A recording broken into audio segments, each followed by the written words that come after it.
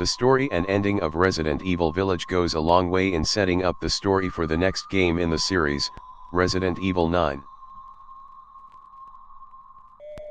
Resident Evil Village is a direct sequel to Resident Evil 7, once again featuring protagonist Ethan Winters and continuing where the story left off in the previous game. By the end of Resident Evil Village, it's clear that Capcom plans on continuing the story it started in Re7 with the next main series entry in the franchise, as there are numerous plot threads that could potentially be picked up.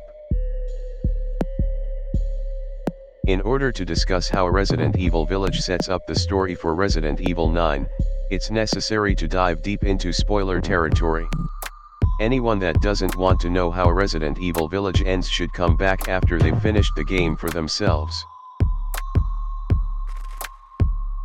Another possibility is that Resident Evil 9 will swerve players and once again feature Ethan Winters in the starring role.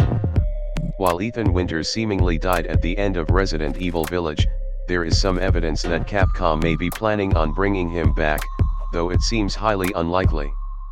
Basically, a Resident Evil Village photo mode mod has allowed users to zoom in on a mysterious figure that approaches Rose at the very end of the game, and that figure looks exactly like Ethan Winters' character model.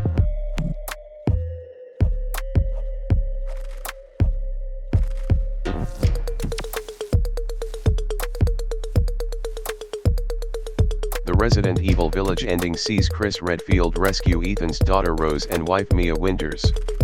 As Ethan blows up the Megamissile, Chris, Rose, Mia, and the surviving members of Chris's team manage to escape on a helicopter. On the helicopter ride, however, Chris comes to a rather startling realization. Resident Evil Village has an after-credits scene that creates some other interesting threads for Resident Evil 9 to follow up on.